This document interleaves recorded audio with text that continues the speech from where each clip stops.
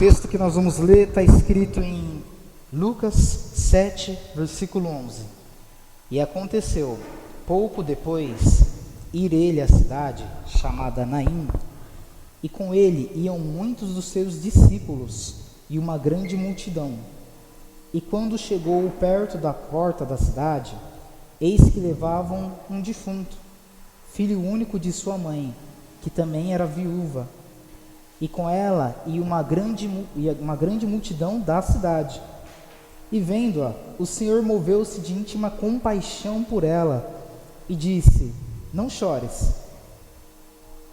E chegando até ela, ele tocou o esquife, e todos que levavam na hora pararam, e disse: jovem, eu te digo, levanta-te.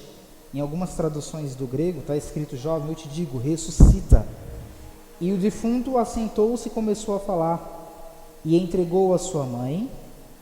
E de todos aqueles sobrevieram grande temor, e glorificavam a Deus, dizendo: um grande profeta está entre nós, e Deus visitou o seu povo. E correu dele esta fama por toda a Judeia, por toda a terra que estava à volta. Queridos, olha para o pastor aqui, e olha que bonito e que simples. Vai ficar pegando, né, Jonathan? Jesus, ele está vindo com uma multidão, e nessa multidão tem a grande multidão e também tem os discípulos que está com ele. E nós aprendemos que a multidão, ela vai até onde dá, e os discípulos, eles vão até o final. E isso é importante porque tanto na igreja, tanto na nossa vida, tanto no nosso trabalho ou em qualquer lugar, nós vamos ter esses dois grupos de pessoas que estarão conosco: a multidão e os discípulos. Discípulo vai até o final, multidão vai até onde dá. E olha que interessante, e ele está vindo, eles estão maravilhados, porque Jesus acabou de vir de um milagre. Ele acabou de mandar curar um escravo lá, na passagem, se você ler na passagem anterior, ele não tira a posição do menino de escravo, mas ele cura o menino. Olha que interessante, ele está vindo de um milagre, ele não liberta o menino continua sendo escravo, mas agora é um escravo curado. Tem vezes que na nossa vida Jesus não vai mexer no nosso posicionamento, nós vamos continuar na mesma posição, mas vamos continuar curados. Diga aleluia por isso. Entende? Liberto ou escravo, eu estou curado por Jesus. E eles vêm naquela alegria, uma grande multidão está vindo. Porém, na cidade de Naim, a tradução em Naim significa graciosa, maravilhosa, alegre, formosa. Uma cidade que todos queriam visitar, pequenininha, mas que tinha o seu brilho especial. E de repente está todo mundo triste, todo mundo chorando, todo mundo decepcionado, todo mundo abalado. E eles estão saindo da cidade. No livro de Números, capítulo 17, versículo 11, se eu não me engano, diz que amaldiçoado é a tenda onde morre uma pessoa. E se permanecer lá, a maldição aumenta. Então, aquela mãe, ela está num colapso muito grande, porque ela precisa enterrar o filho dela o quanto antes. Só que tem um detalhe também no livro de Números, diz que qualquer pessoa que tocasse no defunto, também seria amaldiçoada. E aí a Bíblia fala que aquela mãe era uma viúva. Se ela era uma viúva, em algum momento da vida dela, ela foi casada. E esse esposo dela morreu. Então a única fonte de renda dela era o próprio filho. As mulheres não poderiam trabalhar. Então ali está todas as esperanças dela. Ali está toda a sua motivação. Ali está todo o seu projeto de vida. Ali está toda a sua fonte de amor. Mas por algum motivo a Bíblia não fala, só fala que o menino morreu. E aí a mãe tem que enterrar esse menino. Então eles saem da cidade, a cidade era pequenininha, então todo mundo se conhecia, e toda a cidade todos os moradores da cidade vai saindo dela para externar, né? Não podia enterrar dentro da cidade, para não ficar amaldiçoada. Então eles saem para fora da cidade com o morto, eles saem para fora da cidade com o defunto, eles saem para fora da cidade com um problema, eles não deixam o problema dentro da cidade. Eles saem para fora com aquilo, eles externam aquilo.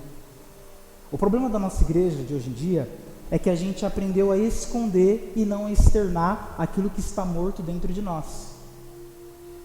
Isso é profundo, porque se ela resolve esconder aquele defunto por algum motivo ou enterrar ali, além de vir a maldição seguida da lei da época, o milagre não aconteceria. O que eu quero trazer para vocês? Que o que está morto dentro de você, você não pode esconder, mas muito pelo contrário, você deve externar, você deve colocar para fora. Existem homens e mulheres de Deus prontos para te ouvir, prontos para te ajudar, prontos para resolver, não digo resolver, mas para compartilhar essa dor com você. A Bíblia fala que a primeira coisa que Jesus sente por ela é uma compaixão. A Bíblia não fala que Jesus olha para ela e faz um milagre. A Bíblia fala que Jesus olha para ela e se compadece dela. E aí nos leva a pensar em outra coisa. Quando eu olho para um pecador, quando eu olho para alguém que está morto, quando eu olho para alguém que está ferido, quando eu olho para alguém que está errado, quando eu olho para alguém que está vivendo de uma forma totalmente ao contrário das Escrituras, ou totalmente ao contrário dos mandamentos do Senhor, o primeiro sentimento que eu devo ter com essa pessoa não é um sentimento de acusação sobre ele, ou querer saber aonde que levou a morte. Eu devo ter compaixão. Eu devo me colocar no lugar dele. E a Bíblia fala que o mestre do amor, quando olha para ela, ele se compadece. Mais bonito, igreja, quando uma multidão está vindo de velório, qualquer pessoa que está à frente e cruza com a multidão, pela tradição, deveria seguir. Abre espaço e vamos seguir. Porque se não seguisse, era falta de respeito. Era falta do que, igreja? Jesus faz totalmente ao contrário. Ele não segue a multidão que está vindo, mas ele vai de confronto com ela. Então, se a igreja não estiver preparada, se você não estiver preparado para ir de confronto àquilo que o mundo tem apresentado para nós, quando eu digo mundo, eu não gosto muito dessa separação, sabe? A igreja é uma coisa, o mundo é lá fora. Eu digo qualquer confronto, se você não estiver preparado para confrontos na sua vida, milagres nunca acontecerão.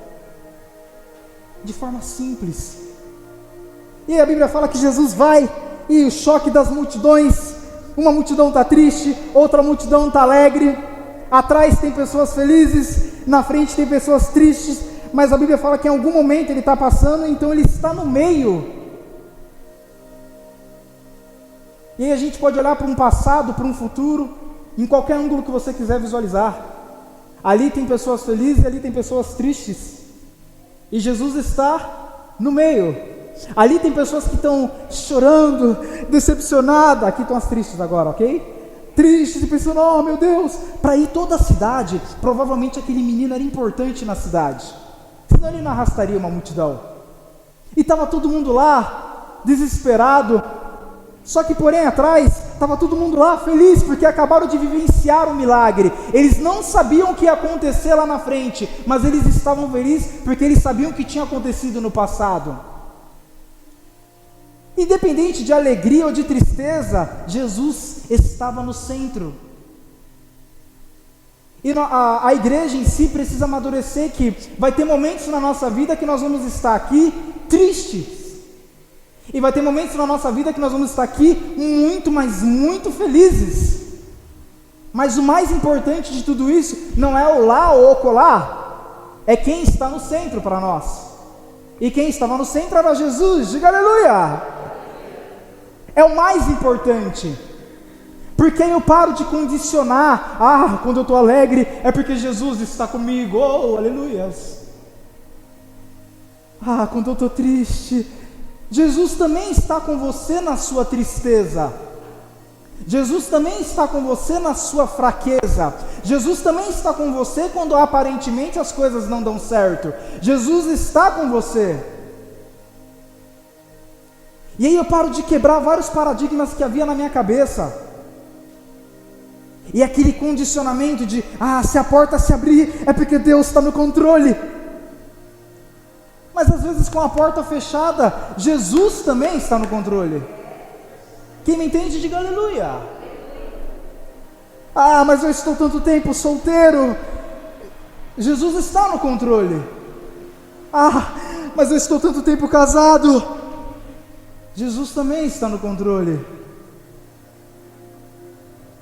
O importante é sempre deixar ele no centro.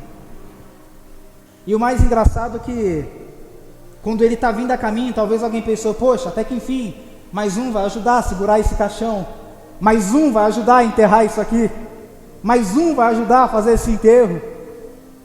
E ele faz totalmente ao contrário. E eu preciso fazer perguntas para você nessa manhã. Você é o tipo de pessoa que ajuda a enterrar, ou você é o tipo de pessoa que ajuda a ressuscitar? Porque quando alguém traz um caixão para nós, muitas das vezes está nas nossas mãos se nós vamos enterrar ou se nós vamos ressuscitar aquilo. Para a pessoa já pode estar morto, mas para Jesus não. E você pode ser um grande veículo, você pode ser um grande mediador dessa vida. E diariamente nós vamos ter que passar por isso. Diariamente nós vamos viver o confronto das multidões. Diariamente alguém vai trazer um caixão para você por WhatsApp, ou uma conversa fora ou dentro da igreja, ou no trabalho. Em algum momento alguém vai te apresentar um belo e pesado de um caixão. E aí está nas nossas mãos o que nós faremos. Lembra que quem tocasse no defunto era amaldiçoado? Lembra que quem tocasse no morto era amaldiçoado? E aí eu entendi o porquê. A Bíblia fala que ele toca no esquife. Porque talvez se ele tocasse no defunto, ele se apresentaria como aquelas pessoas com mais uma maldição. E imagina você lidar com um religioso. Isso aqui é lindo se você entender, se você compreender o que eu estou dizendo.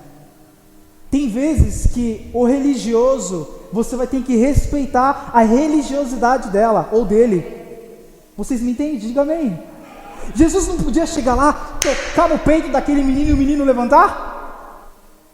E ele ainda falar, eu quebrei a lei. Digam agora que eu sou amaldiçoado.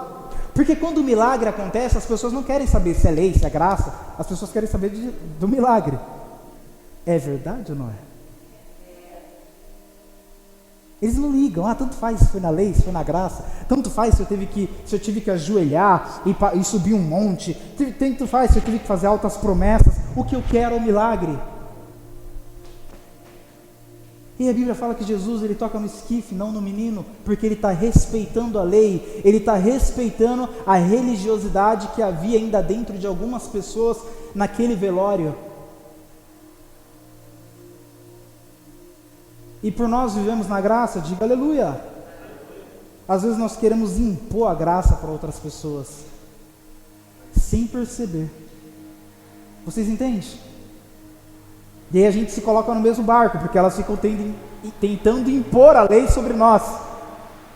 E aí fica aquele negócio, não tem conversa, não tem diálogo, nada bate. E a gente tenta falar, não, você precisa viver na graça, você não sei o que, tenta empurrar a graça para fora, a graça na vida de uma pessoa, mas a Bíblia fala que Jesus não fez nada disso. Ele olhou para ela e sentiu compaixão. Ele olhou para ela e teve amor. Eu vou olhar para aquele que pensa o oposto de mim e vou me compadecer dele. E vou sentir o amor por ele. Eu vou olhar para aquele que está amaldiçoando a igreja, eu vou olhar para aquele que está perseguindo a igreja, e eu vou sentir amor por ele. Eu vou olhar para aquela pessoa que eu convivo diariamente, eu vou sentir amor por ela, eu vou me compadecer dela. Porque às vezes a gente só quer sentir amor ou compaixão por aqueles que estão bem, ou por aqueles que pensam exatamente igual a nós. Quantas pessoas você não bloqueou no Facebook no período das eleições?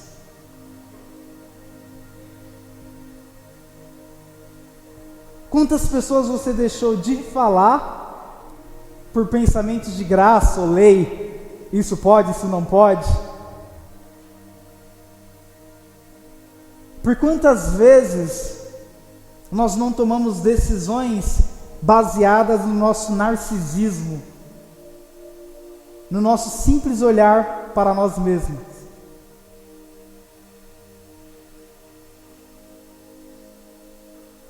O que é o narcisismo? Narciso, ele tinha um prazer. Isso é filosofia grega. Ele tinha um prazer de todos os dias que ele acordasse, ele ia até o rio, e o rio refletia o próprio rosto dele. E ele ficava horas ali, olhando para o próprio rosto dele. E ele ficava até entardecer e não poder mais ver. Aí voltava para casa, dormia, acordava, ia correndo para o rio para ver o rosto dele de novo. E todos os dias ele fazia isso. Era uma busca sem precedentes, apenas para ver o próprio rosto dele, diariamente. E quantas vezes nós não pegamos o Evangelho e fazemos a mesma coisa? Queremos encontrar o nosso próprio rosto, queremos encontrar algo que nos satisfaz, algo que venha nos realizar, algo que venha nos preencher, algo que venha nos completar, algo que venha refletir uma suposta bondade. Sabe os crentes que gostam de fazer caridade e filmar tudo aquilo? Não tem problema, acontece. E aí essa busca, e essa vontade, e esse domínio do próprio eu vai nos distanciando, vai deixando de lado o verdadeiro rosto que devemos buscar.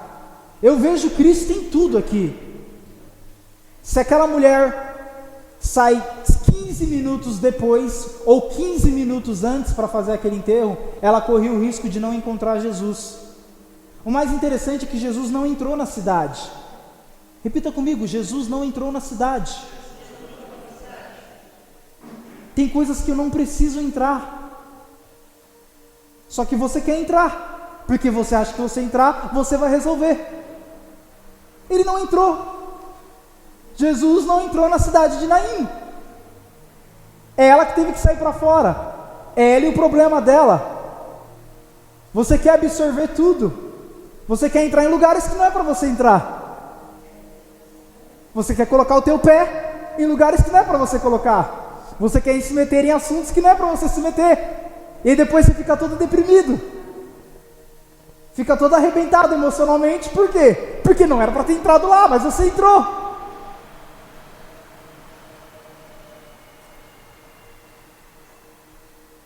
Quando ele toca no esquife e fala para o menino ressuscitar, quando o menino ressuscita, não é só uma pessoa que ressuscita. Ressuscita uma vida financeira para uma mãe que estava desesperada. Ressuscita uma esperança para uma mãe que tinha perdido as esperanças. Você vê que a Bíblia relata o nome dela como uma viúva. Se é uma viúva é porque ela teve uma perda. Mas ela tinha um nome. Meu sonho era descobrir o nome daquela mulher. Não era meu sonho, mas eu queria muito descobrir o nome daquela mulher. E o problema é que nós olhamos para as pessoas e rotulamos ela através da perda e não dos ganhos. Quem me entende, diga amém.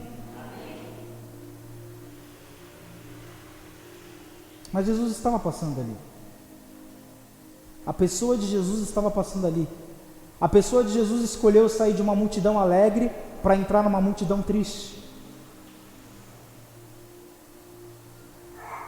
E nós só queremos escolher a parte legal do bolo. Nós só queremos escolher a parte bacana, a parte confortável, a parte gospel.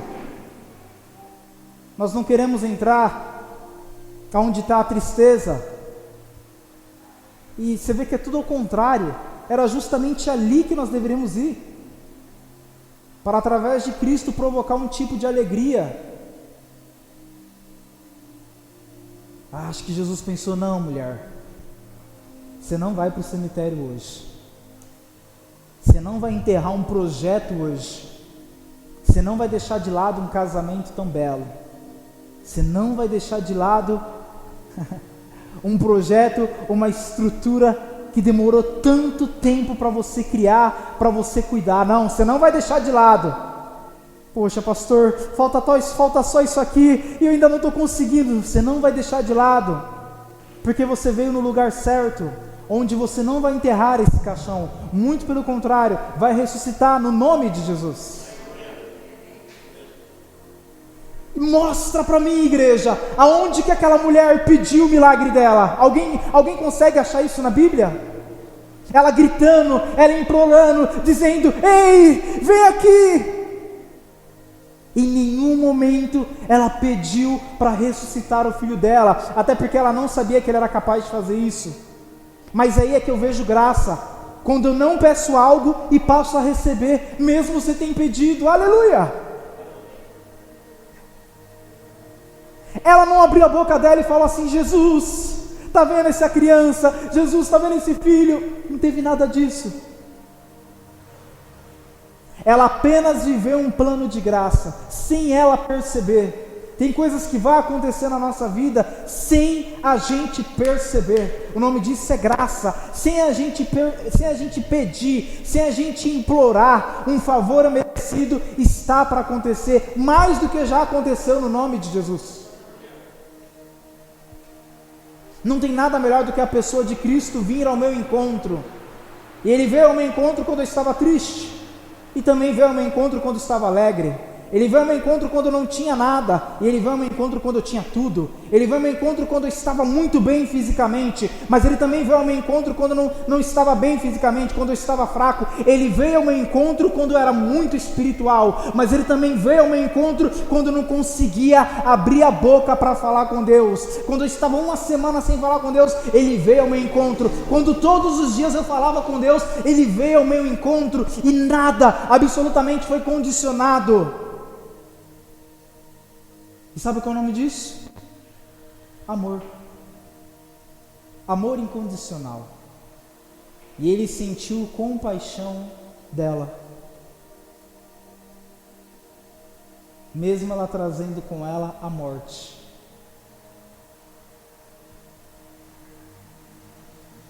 E quando eu falo de compaixão, eu não falo de média, sabe? Eu falo realmente do amor. E o único que pode provocar isso dentro de você é o Espírito Santo. O único que pode fazer você olhar para uma situação e você pensar assim: eu ainda vou lutar por isso. Situação que qualquer outra já teria jogado a toalha para o alto. Mas movido de amor e compaixão, te leva a ressuscitar aquilo que já estava sem a vida. Quem me entende, diga amém. Quem saiu da cidade foi ela. Quem carregou o caixão foi ela. As pessoas que estavam com ela. Ele não entrou lá em momento algum. Por mais, talvez seja complexo você entender isso, mas por mais que você tenha habilidades para entrar, por mais que você seja capacitado para fazer, quer um conselho nessa manhã? Não faça. Por mais que você seja sábio em falar, não fale.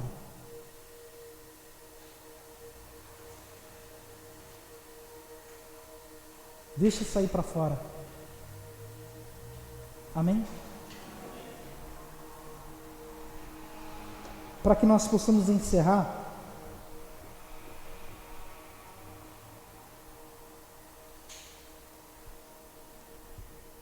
o que destrói o ferro? O ferro, ele é quase indestrutível. Ele pode ficar ali por anos, por séculos, mas chega um momento que ele vai enferrujando. E é algo que o próprio ferro produz nele mesmo. Você vê que não é externo?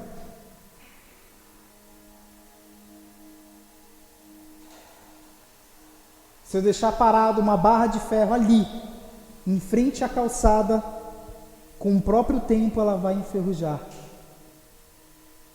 Mesmo sem tomar chuva, tá? Claro que tomando chuva é mais rápido, mas mesmo sem tomar chuva, com o tempo vai enferrujar. E é algo que ele mesmo produz sobre ele. E a gente gosta de jogar tudo pro diabo, né? Só que tem coisas que quem está se enferrujando é você mesmo. Não teve um dedinho de Satanás aí. Foi apenas você parado no mesmo lugar.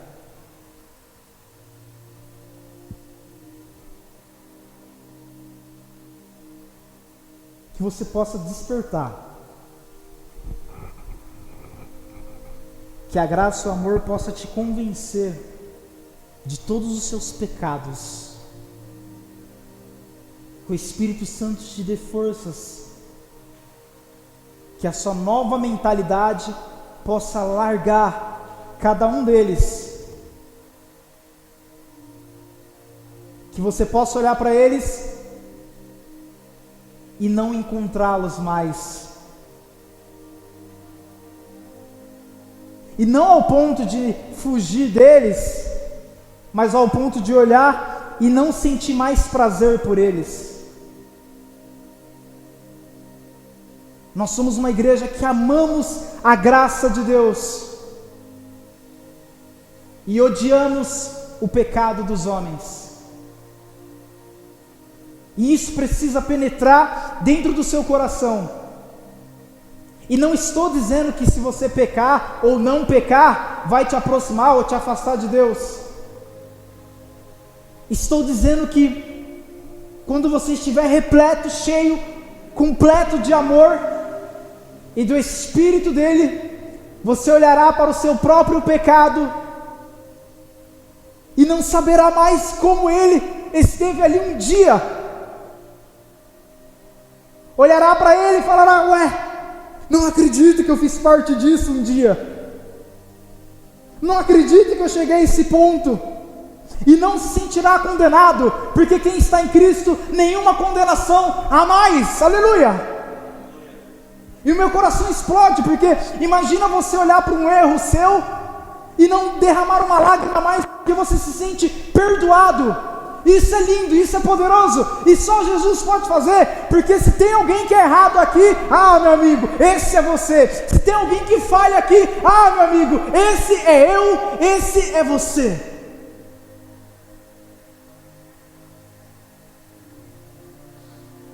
Mas os nossos esquifes estão sendo quebrados nesta manhã. A madeira, a casca que nos impedia de ter o contato com Ele, com Cristo, está se desfazendo de forma natural. Deixa eu fazer uma pergunta para vocês. Quando um morto morre, que capacidade que ele tem para voltar à vida? Diga para mim, nos velórios que você foi, quando o morto voltou à vida, qual o esforço que ele teve? Me diz, qual o esforço que um morto teve para voltar à vida? Poxa, pastor, eu queria muito responder, mas eu nunca vi isso. Isso é um plano de graça. Quando a gente não tem nenhuma força,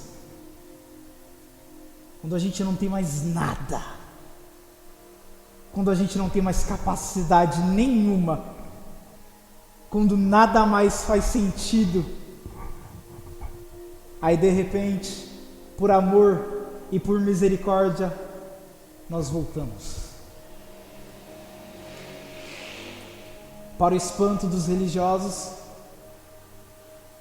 que diziam que estávamos mortos, e para aqueles que já nos levavam para o cemitério, para aqueles que já carregavam o nosso próprio caixão, porque eu quero comparar com vocês, eu quero que você reflita, uma multidão estava carregando o caixão, mas para fazer o caixão voltar à vida, um homem. Sempre teremos uma grande maioria para levar os nossos sonhos ao enterro. Agora, para levantar a gente, sempre será uma minoria, mas não tem problema também, porque nós não contamos com minoria de homens ou mulheres, nós contamos com Ele.